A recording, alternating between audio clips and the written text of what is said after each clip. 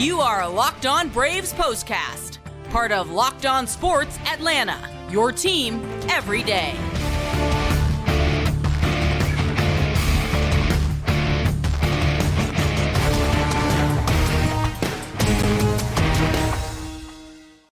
Hello and welcome to the Braves POSTCAST, part of the all-new Locked On Sports Atlanta. Grant McAuley, Jake Mastroianni with you after what was one of the finest games for the Braves in the 2022 season.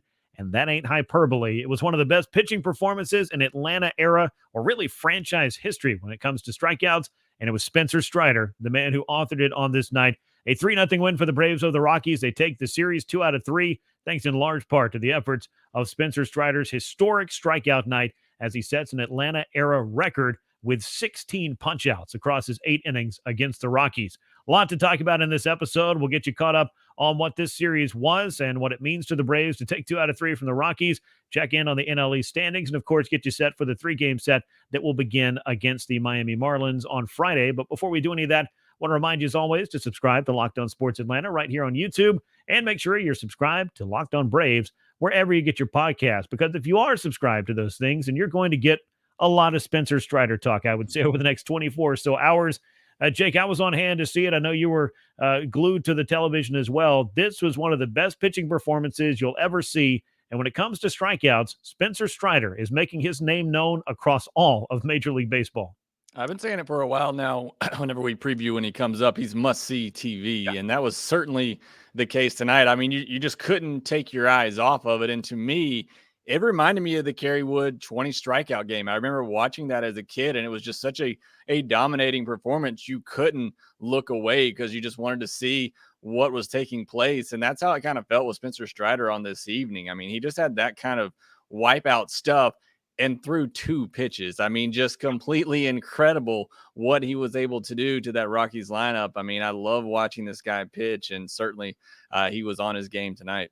He was, and the Braves benefited from that in a big-time way. Still pumping 99 miles an hour in the 8th inning as he got to the John Smoltz record previously held of 15 that he had done twice, once in 1992 against the Expos, and then again in 2005 against the New York Mets.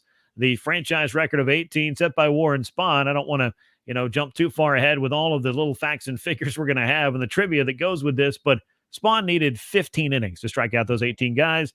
I would say that if the rate had held, that would have Spencer Strider in line for about 30 strikeouts had he had to throw a 15-inning game. Thankfully, that didn't happen. We didn't have to watch 15 innings, but what we did watch was an outstanding baseball game pitched by the Braves rookie right-hander. Let's talk about game number 132 as the Braves have once again gotten themselves to 30 games over 500. Rockies take this loss, drop to 56-76, shutout on 2 hits, no errors, 3 men left on base. Braves now 81-51, so they have officially reached the 500 plateau and have 30 games left to really make some noise in the NL East and, of course, secure their spot in the postseason. 3 runs, 5 hits, 1 error, 3 men left aboard. Spencer Strider, the winner, 9-4. Chad Kuhl did not pitch badly, 6-8, though, on the year as he takes a tough luck loss. Kenley Jansen, a 1-2-3 9th inning for his 31st save. Game a very brisk 2 hours and 23 minutes, 31,203 on hand to see it at Truist Park. And Spencer Strider was the story on this night. 8 innings, 2 hits, no runs. Jake, 16 strikeouts, of course. That's the Atlanta franchise record, but 0 walks. I mean, you can't be much more dialed in than was Spencer Strider on Thursday night against Colorado. He was. I mean, it's really incredible, and it's his longest outing of his career as well, which I think, is another just on a night where he's had a bunch of great accomplishments. That's one for me I talked about on the podcast. Really, the next step for him is, can he start going deeper in the game? He's been great, but he's typically been, 6 innings and getting out of there because of his pitch count. But, I mean, it was great tonight, obviously, and we saw him go through 8 innings, again, his longest outing of the career, so I love that. From him, 106 pitches, 79 strikes. And I talked about it being a dominating performance. And when you strike out 16 batters, obviously that's what it is. But you look at the balls put in play, and there weren't many. There were only 11 of them, only 1 hard hit ball. And that ball was 97.2 miles per hour, and it had a -8-degree launch angle for an easy ground out. So, I mean, it was that dominating. Even the balls that were put into play weren't hit hard and were easy outs. I mean, I think this, like you said, started this off the best pitching performance we've seen from a Braves pitcher all year long. Yeah, absolutely tremendous. One of the best you've seen in the Atlanta era. So from 1966 on, that's when we're talking about the record of 15 strikeouts set by John Smoltz in 1992 against the Expos and tied by John Smoltz again in 2005. That's a Hall of Famer. He did that twice. When you think about all the pitchers, whether it's Phil Niekro or Greg Maddux or Tom Glavine or John Smoltz or go on down the list, but those are some Hall of Fame names that jump right off the page when you think about Atlanta Braves history. Spencer Strider has just surpassed any and all of those men for most strikeouts in a single game. In 1952, it was Warren Spahn striking out 18. He tied at the time the MLB record set by Bob Feller.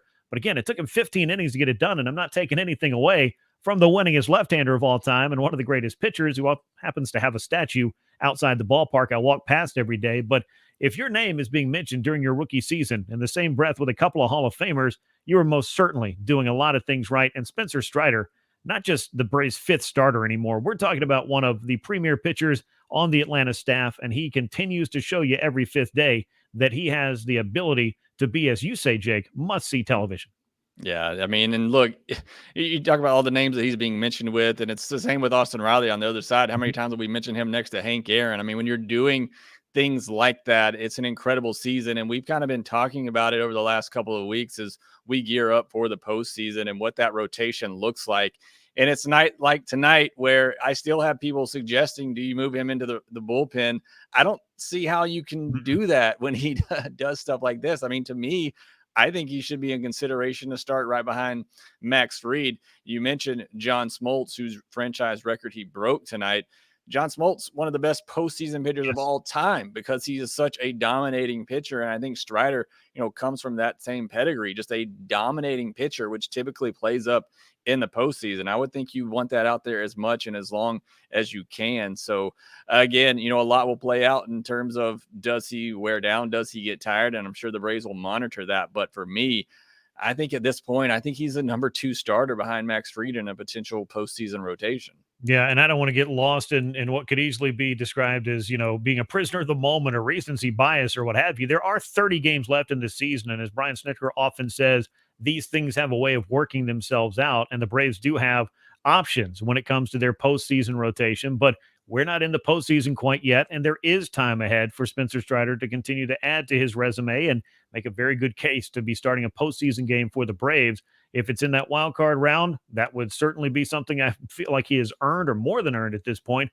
And then once you get into the formats that involve 5 and or 7 games, then you're talking about, I think, the opportunity for this guy to continue to make an impact. But we're going to put all the postseason talk over to the side. But here in the regular season, Spencer Strider now 4th in the National League in strikeouts with 174 of those.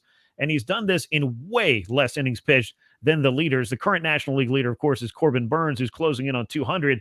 But he has thrown, I believe, 50 more innings than has Spencer Strider to this point. So that just goes to tell you, when it comes to Ks per 9, nobody's doing it better than Spencer Strider. And he has a chance to get to 200 strikeouts on the season. That's something that you don't see too terribly often for Braves pitchers. Charlie Morton, I believe, last year was the most recent to do it. But prior to that, it had been a hot minute since the Braves had 200 strikeouts in a season. And Spencer Strider could get there in so far fewer innings than anybody in the franchise's history. And I know Braves Stats, Paul on Twitter, put out the fewest innings pitched in a 200 strikeout season in MLB history is 147 1/3 by Chris Sale in 2019. So not that long ago. Spencer Strider now has 174 strikeouts.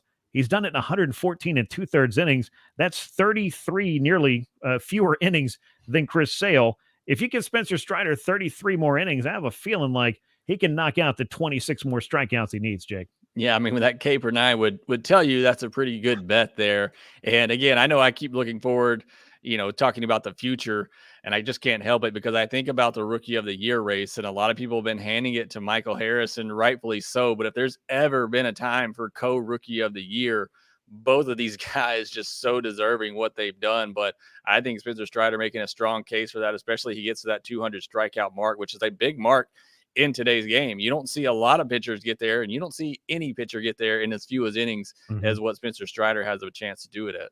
Yeah, it's an absolutely amazing storyline to watch, and Spencer Strider's dominance was the story of the night on Thursday. We'll talk a little bit about the Braves offense and, of course, check in on the Mets, who did beat the Dodgers on Thursday night to keep Atlanta at bay in the NL East. Before we do, though, I want to remind you, as always, Coffee AM is the official sponsor of the Braves Postcast. Coffee AM is an Atlanta-based small batch coffee roaster, and if you go to coffeeam.com/lockedon today, you can take a look at their full menu of coffees, teas, and gift sets. That's coffeeam.com/lockedon. Use the coupon code Locked On at checkout to get 15% off your first order. Coffee AM, the best small batch coffee roaster in America. Very small batch of runs for the Braves, but very impressive as far as power is concerned. Once again, you brought up Austin Riley a little bit earlier. Home run number 33 of the year for him. He's got another month to add to what he has just matched, which was the career high 33rd bomb. He matches last year's breakout season total. That got the Braves on the board. Michael Harris II, his 14th home run of the season, and he is now closing in on the most home runs by a rookie. Or he already has it right now, but he could match it. Austin Riley hit 18 home runs back in 2019. That's the most recent, most home runs by an Atlanta rookie, and Michael Harris is making a run on that with a month left to go. So Michael's coming off a tremendous month of August. I think he might win NL Rookie of the Month yet again. A couple of guys with some big hits, big home runs that proved to be the runs that Spencer Strider needed to pick up this win, with Kenley Jansen slamming the door. Not a lot of offense for the Braves in this series, just 8 runs scored, but they've proven they can win games like this. And that's what's so great about this Braves team. They can win with the offense, they can win with pitching and just a little bit of offense. And that's certainly what they've done these past 2 games. And the swing by Michael Harris, just so impressive to me. When he started to swing at that pitch, in my mind, thinking along as the game's going, I thought, oh, he just jammed himself.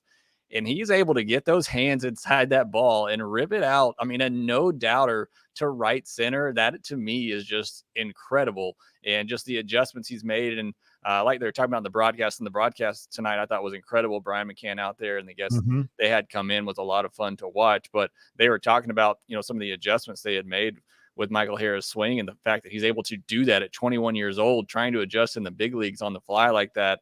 I mean, the kid is just beyond impressive. That's why I mentioned, you talk about Strider and how great he's been. I think they're both very deserving, whoever comes away with NL Rookie of the Year. But I just thought that swing was just so impressive that he was able to turn on that fastball that was in and crush it out to right center for a no doubter. I mean, what an incredible season he's had. He just continues to add to it. And for Michael Harris, 109.9 miles per hour off the bat. That's only his 4th hardest hit home run. So that just lets you know when this kid gets a hold of one, it's going to go a long way. 437 feet it landed over the Braves bullpen out in right center. It added to what was an early lead set up by Austin Riley with his 33rd home run. And again, it was just enough runs on the night that Spencer Strider was absolutely dominant. As far as the Mets were concerned, they were able to do exactly what they needed to do against the best team in the National League. That's take 2 out of 3 from the LA Dodgers as they picked up a win on Thursday. Atlanta remains 3 games back in the NL East standings as a result. So the Braves did take 2 out of 3 from the Rockies. That loss on Tuesday, it still feels like it might sting just a little bit, but Atlanta's got to turn the page. They won another series. They've got the Miami Marlins rolling into town for the weekend with Sandy Alcantara waiting for them on Friday night. We'll get you set up for that game in just a moment. But I want to remind you, if you're out with friends and a few drinks becomes a few too many and you decide to drive anyway thinking, what's the worst that could happen? Don't find out. Drive sober or get pulled over. That's brought to you by the National Highway Traffic Safety Administration. Game 1 against the Marlins. This opens up a 3-game weekend series. Charlie Morton, 6-5 on the season. Sandy Alcantara, 12-6. I think he's probably the odds-on favorite for the NL Cy Young this year. He has more complete games than I believe any team in the majors, if I'm not mistaken. That's correct. Either way, it's a whole bunch of complete games, and that's something we don't see a lot of. And we don't want to see one of those on Friday night, I would imagine. No, it's going to be a tough series for the Atlanta Braves. They faced Alcantara on Friday, Edward Cabrera on Saturday, who's been fantastic, and Pablo Lopez in the finale. So the Braves offense has not been clicking on all cylinders the past 3 or 4 games, and now they go up against 3 really tough pitchers. So it's going to be a difficult matchup for the Atlanta Braves. Certainly when they win, they've proven they can pitch head-to-head with the best out there, but should be a very tough weekend for them, and hopefully they can come away with a series win. Hopefully they get some help from some other teams as far as the Mets go, because schedule is about to get really soft, and they're certainly going to need it.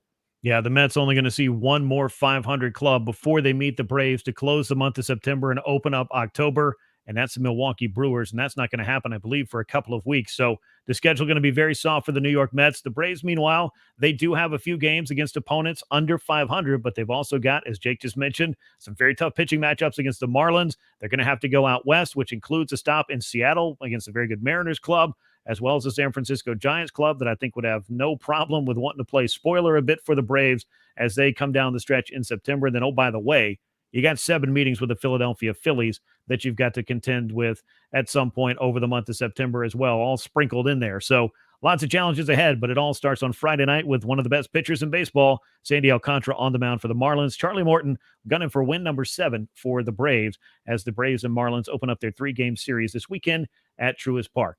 As always, we appreciate you joining us here on the Braves Postcast, part of the all-new Locked On Sports Atlanta. Make sure you're subscribed here on YouTube, and make sure you're subscribed to Locked On Braves wherever you get your podcasts. Once again, it was a great night for Atlanta behind Spencer Strider's record-setting 16 strikeout performance and a 3-0 shutout win over the Colorado Rockies. We look forward to coming to you again right here on the Braves Postcast very soon. For Jake Mastroianni, I'm Grant McAuley. We will catch you next time. So long, everyone.